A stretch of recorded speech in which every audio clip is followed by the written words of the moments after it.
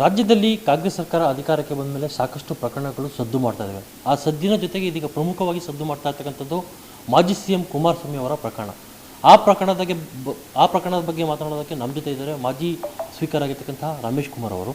Sir, ರಾಜ್ಯ ರಾಜಕೀಯದಲ್ಲಿ ಬರೀ ಪ್ರಕರಣಗಳನ್ನೇ ಸದ್ದು ಸರ್, ಪ್ರಕರಣ ಮೇಲೆ ಪ್ರಕರಣ. ಏನು ಹೇಳ್ತೀವಿ ಸರ್ ಈ ಪ್ರಕರಣಗಳ ಬಗ್ಗೆ? ಮೊದಲು ನನಗೆ ಬೇರೆ ಎಲ್ಲ ಏನು ಗೊತ್ತಿಲ್ಲ. ನಾನೀಗ ಚುನಾವಣೆ ಸೋತ ಮೇಲೆ ಆಲ್ಮೋಸ್ಟ್ ಎಲ್ಲದರಿಂದ ದೂರ ಸರಿದು ಬಿಟ್ಟಿದ್ದೇನೆ. ಆದರೆ ಸಾರ್ವಜನಿಕ ಜೀವನದಲ್ಲಿದ್ದೇನೆ, ಸಕ್ರಿಯವಾಗಿಲ್ಲ. ಭಾಳ ಮನಸ್ಸಿಗೆ ನೋವಾಗುತ್ತೆ.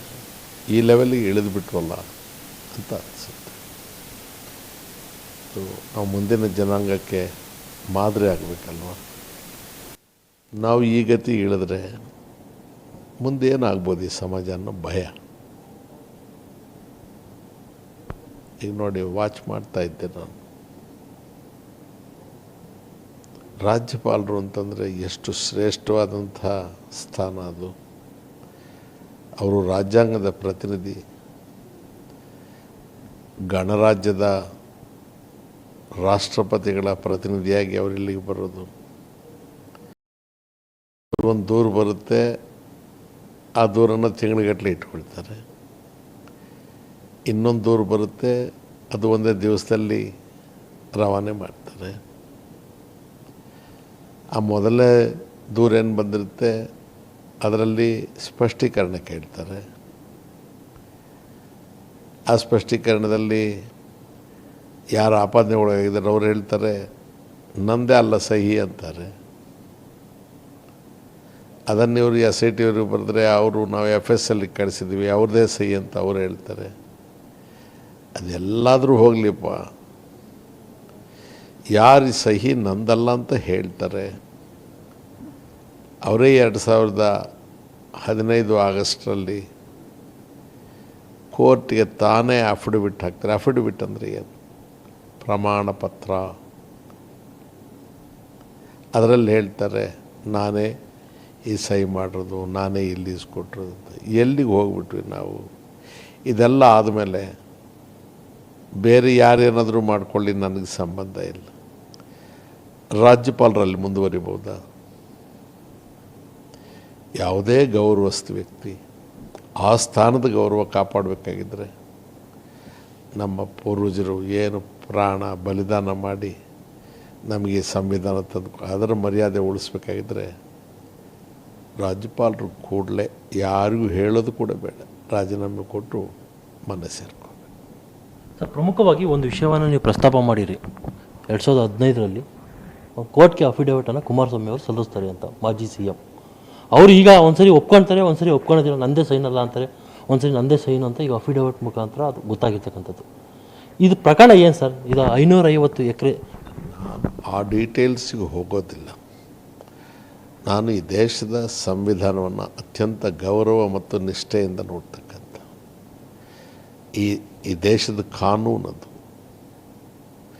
ಸಂವಿಧಾನಾತ್ಮಕವಾಗಿ ನಾವು ಅಲಂಕರಿಸುವ ಸ್ಥಾನಗಳಿಗೆ ನಾವು ಎಂದೂ ಕೂಡ ಅಪಚಾರ ಮಾಡಬಾರ್ದು. ಇಲ್ಲಿ ದುಃಖ ಏನಾಗುತ್ತೆ, ಮುಖ್ಯಮಂತ್ರಿಗಳಾಗಿದ್ದಂಥವರು ಆ ಸಹಿನೇ ನಂದಲ್ಲ ಅಂತ ಹೇಳ್ತಾರೆ. ಆ ಸಹಿ ನಂದಲ್ಲ ಅಂತ ಹೇಳ್ತಾರೆ. 2015ರಲ್ಲಿ ಇವರೇ ನಂದೇ ಸಹಿ, ನಾನೇ ಲೀಸ್ ಕೊಟ್ಟದು ಅಂತ ಅವರೇ ಅಫಿಡವಿಟ್ ಹಾಕ್ತಾರೆ. ಅಫಿಡವಿಟ್ ಅಂದರೆ ಅರ್ಥ ಏನು?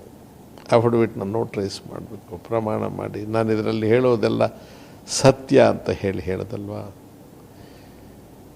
ನೀವು ರಾಜ್ಯಪಾಲರ ಎದುರು ನಿಂತು ಪ್ರಮಾಣ ವಚನ ಸ್ವೀಕಾರ ಮಾಡುವಾಗಲೂ ಕೂಡ ಅದನ್ನೇ ತಾನೇ ನಾನು ಹೇಳೋದಿಲ್ಲ ಸತ್ಯ. ಕೋರ್ಟಲ್ಲಿ ಒಬ್ಬ ಸಾಕ್ಷಿಯಾಗಿ ಹೋಗಬೇಕಾಗಿದ್ದರೆ ಕಟ್ಕಟ್ಟೆ ಹತ್ತೋಗಿ ಹೇಳಿದೆ, ನಾನು ಸತ್ಯವನ್ನೇ ಹೇಳುತ್ತೇನೆ, ಸತ್ಯವಲ್ಲದನ್ನು ಏನೂ ಹೇಳುವುದಿಲ್ಲ, ನಾನು ಹೇಳುವುದಿಲ್ಲ. ಅದಕ್ಕೆ ಅದು ಪುಸ್ತಕ ಇಟ್ಟು ಪ್ರಮಾಣ ಮಾಡಿಸಿ ಹೇಳೋದು. ಅಫಿಡವಿಟ್ ಅಂದರೆ ಏನು? ಬೇರೆ ಎಲ್ಲ ನಿಮ್ಮ ಸ್ಟೇಟ್ಮೆಂಟ್ಗಳಿಗೂ ಅಫಿಡವಿಟ್ಗೂ ಇರೋ ವ್ಯತ್ಯಾಸ ಪ್ರಮಾಣ ಪತ್ರ. ಅದು ಬಹುಶಃ ನನ್ನ ಮನಸ್ಸಿಗೆ ಭಾಳ ನೋವಾಗಿದೆ. ರಾಜ್ಯಪಾಲರು ಬೇರೆ ನನಗೆ ಕುಮಾರಸ್ವಾಮಿಯವರು, ಸಿದ್ದರಾಮಯ್ಯನವರು, JDS, BJP, ಕಾಂಗ್ರೆಸ್ ಯಾವುದಕ್ಕೂ ನಾನು ತಲೆ ಹಾಕೋದಿಲ್ಲ. ರಾಜ್ಯಪಾಲರು ಯೋಚನೆ ಮಾಡಬೇಕು. ಈ ದೂರು ನನಗೆ ಇಷ್ಟು ದಿವಸಗಳ ಹಿಂದೆ ಬಂದಿದೆ, ಈ ದೂರಿನ ಬಗ್ಗೆ ನಾನು ಮಾತೇ ಆಡಲಿಲ್ಲ.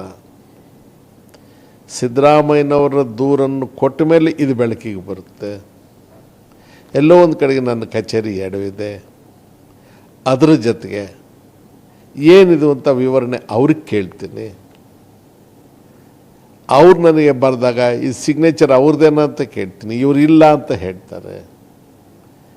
FSLಗಿಂತ ಇನ್ನು ಫಾರೆನ್ಸಿಕ್ ಸೈನ್ಸ್ ಲ್ಯಾಬೊರೇಟ್ರಿ ಅಂತ FSL ಅಂದರೆ ಇಂಥದ್ದನ್ನೆಲ್ಲ ವೈಜ್ಞಾನಿಕವಾಗಿ ಪತ್ತೆ ಹಚ್ಚೋದಕ್ಕೆ ನಾವು ಸರ್ಕಾರದಲ್ಲಿ ಕಾನೂನುಬದ್ಧವಾಗಿ ಸ್ಥಾಪನೆ ಮಾಡಿರ್ತಕ್ಕಂಥ ಸಂಸ್ಥೆ.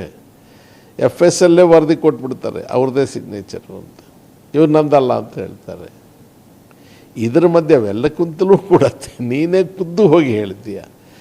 ಇಷ್ಟೆಲ್ಲ ಆದಮೇಲೆ ತನ್ನ ಕಚೇರಿಯಲ್ಲಿ ಇಂತಹ ಒಂದು ವಿಚಾರ ಇಷ್ಟು ದಿವಸ ಇತ್ತು, ಎಲ್ಲೋ ಒಂದು ಕಡೆಗೆ ಪರೋಕ್ಷವಾಗಿ ಸಾಂದರ್ಭಿಕವಾಗಿ ನಾನು ಅವರಿಗೆ ಸ್ವಲ್ಪ ಎಲ್ಲೋ ಒಂದು ಸಾಫ್ಟ್ ಕಾರ್ನರ್ ತೋರಿಸಿದ್ದೀನೇನೋ ಅನ್ನತಕ್ಕಂಥ ನೈತಿಕ ಅಪರಾಧವನ್ನು ಹೊತ್ತು ರಾಜ್ಯಪಾಲರು ಗೌರವಸ್ಥರಾದರೆ ಕೂಡಲೇ ನಿರ್ಗಮಿಸಬೇಕು.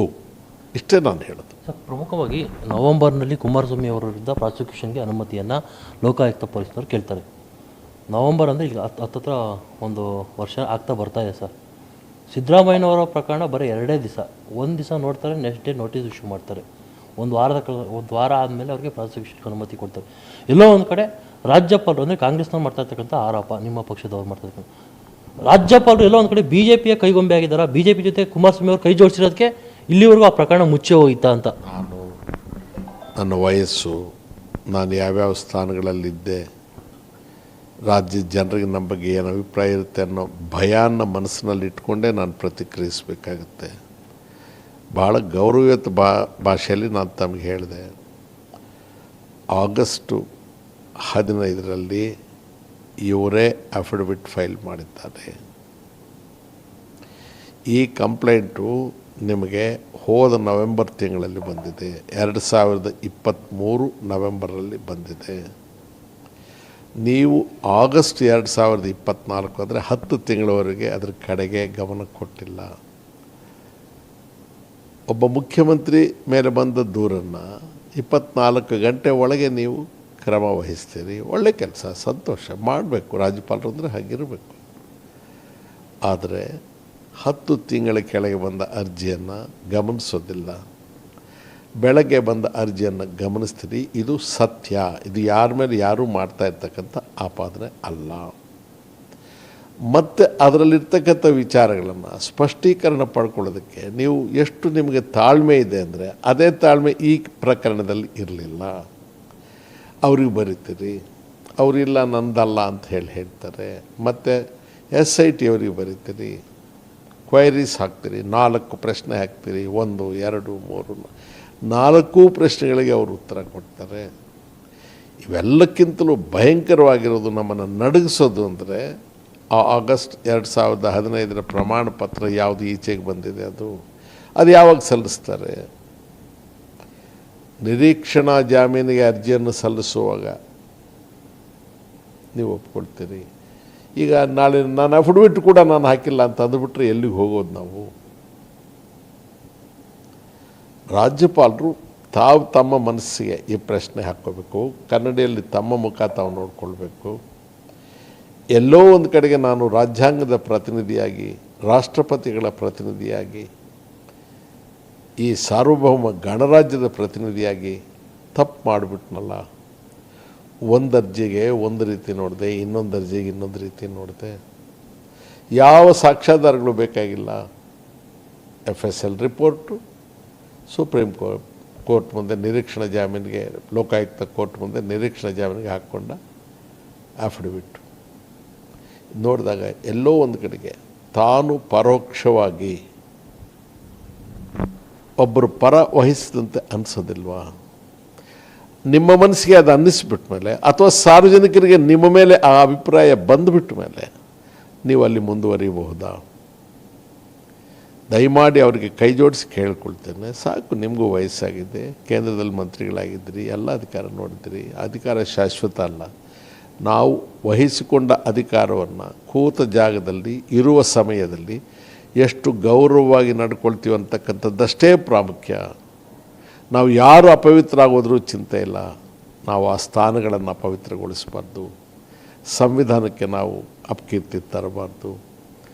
ಮಹಾನ್ ಭಾವ ಡಾಕ್ಟರ್ BR ಅಂಬೇಡ್ಕರ್ ಅದು ಎಷ್ಟು ಶ್ರದ್ಧೆಯಿಂದ ನಮಗೆ ಕೊಟ್ಟಿರ್ತಕ್ಕಂಥ ಒಂದು ಸಂವಿಧಾನ. ಅದರಿಂದ ನಾನು ಪಕ್ಷಗಳ ವಿಚಾರಕ್ಕೆ, ಈ ಪ್ರಕರಣಗಳ ವಿಚಾರಕ್ಕೆ ಹೋಗದೆ ಈ ಸನ್ನಿವೇಶದಲ್ಲಿ ಅವರು ತೀರ್ಮಾನ. ಎರಡನೇದು, ಕುಮಾರಸ್ವಾಮಿಯವರು ತಮಗೆ ತಾವೇ ಪ್ರಶ್ನೆ ಹಾಕ್ಕೋಬೇಕು. ಮೋದಿಯವರು ಭೀಷ್ಮ ಪ್ರತಿಜ್ಞೆ ಮಾಡಿಬಿಟ್ಟಿದ್ದಾರೆ, ಈ ದೇಶದಲ್ಲಿ ಭ್ರಷ್ಟಾಚಾರ ಕೂಡದು, ಭ್ರಷ್ಟಾಚಾರ ತೆಗಿಬೇಕು. ಸಂತೋಷ ನಮ್ಗೆ, ಅವರೆಲ್ಲ ನಮ್ಮ ಚುನಾಯಿತ ಪ್ರತಿನಿಧಿ, ನಮ್ಮ ದೇಶದ ಪ್ರಧಾನಮಂತ್ರಿ ಅಲ್ವಾ.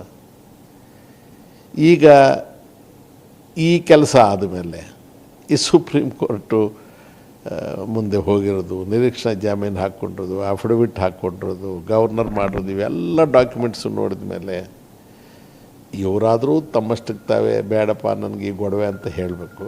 ಇಲ್ಲ ಮೋದಿಯವರಾದರೂ ಇಲ್ಲಪ್ಪ ನನ್ನನ್ನು ಅನುಮಾನ ಪಟ್ಬಿಡ್ತಾರೆ ಜನ, ಸ್ವಲ್ಪ ನೀನು ರೆಸ್ಟ್ ತಗೋ ಅಂತ ಹೇಳಬೇಕು ಅಲ್ವಾ.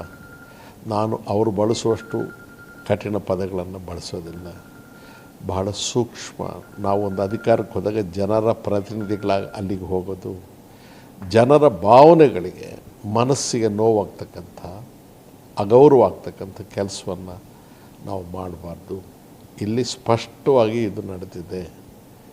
ಇವರು ತಮ್ಮನ್ನು ತಾವೇ ಆ ಪರೀಕ್ಷೆಗೆ ಒಡ್ಕೊಳ್ಬೇಕು. ಸೀತೆ ತಪ್ಪು ಮಾಡಿದ್ಲ, ಪರೀಕ್ಷೆ ಯಾಕಾಗುತ್ತೆ, ಅಗ್ನಿ ಪರೀಕ್ಷೆ ಯಾಕಾಗುತ್ತೆ? ನಮ್ಮ ಇತಿಹಾಸ ಅದು, ನಮ್ಮ ಹಿನ್ನೆಲೆ. ಇಲ್ಲಿ ಎಲ್ಲ ನಿರೂಪಣೆ ಕೂಡ ಆಗಿಬಿಟ್ಟಿದೆಯಲ್ಲ, ಇನ್ನೇನಾಗಬೇಕು? ನಾನು ಸಾಮಾನ್ಯವಾಗಿ TV ನೋಡುವ ಅಭ್ಯಾಸ ಇಲ್ಲ, ಇದೇನೋ ಹೇಳ್ತಾ ಇದ್ದಾರೆ ಅಂತ ಅದೇ ಕೆಲಸ ಕುತೂಹಲದಿಂದ ನೋಡಿದೆ.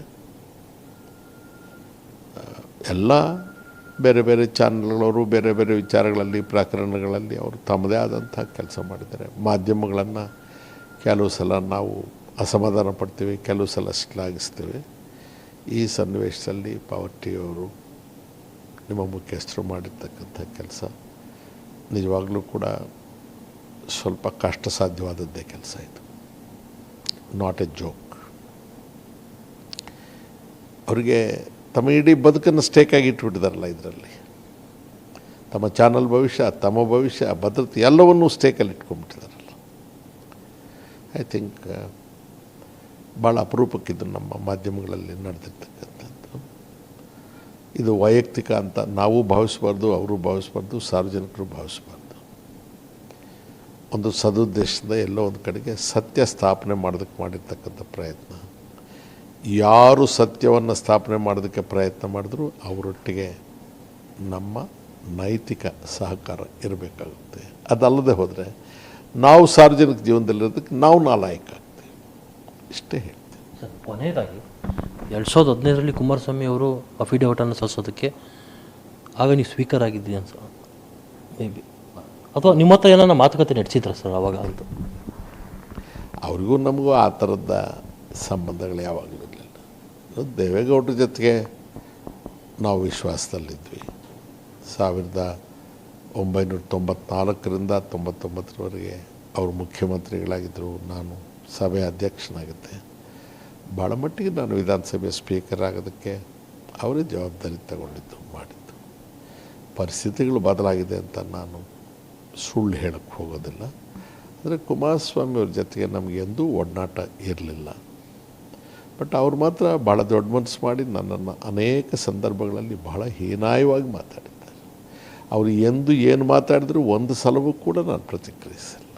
ಯಾಕಂದರೆ ಬಲಸ್ಥರು, ದೊಡ್ಡ ದೊಡ್ಡ ಸ್ಥಾನಗಳಲ್ಲಿದ್ದಾರೆ, ನಾವು ಅಷ್ಟು ಗೌರವಸ್ಥರು ಹೌದೋ ಅಲ್ವೋ, ನಾವು ಯಾಕಪ್ಪ ಪ್ರತಿಕ್ರಿಯಿಸಬೇಕು ಅಷ್ಟು ದೊಡ್ಡವರಿಗೆ ಅಂತ ನಾನಿದ್ದೆ. ಬಹುಶಃ ಎಲ್ಲೋ ಒಂದು ಕಡೆಗೆ ಅವ್ರಿಗೆ ಇವತ್ತು ದೈವನೇ ನಮ್ಮೆಲ್ಲರ ನೋವಿಗೆ ಪ್ರತಿಫಲವಾಗಿ ಈ ಉತ್ತರ ಕೊಟ್ಟಿದೆ. Thank you sir. ಇದಿಷ್ಟು ಮಾಜಿ ಸ್ಪೀಕರ್ ಆಗಿರ್ತಕ್ಕಂಥ ರಮೇಶ್ ಕುಮಾರ್ ಅವರ ಮಾತು. ಕ್ಯಾಮರಾಮನ್ ಜಯರಾಮ್ ಜೊತೆ Raghavendra VN, power TV, Bengaluru.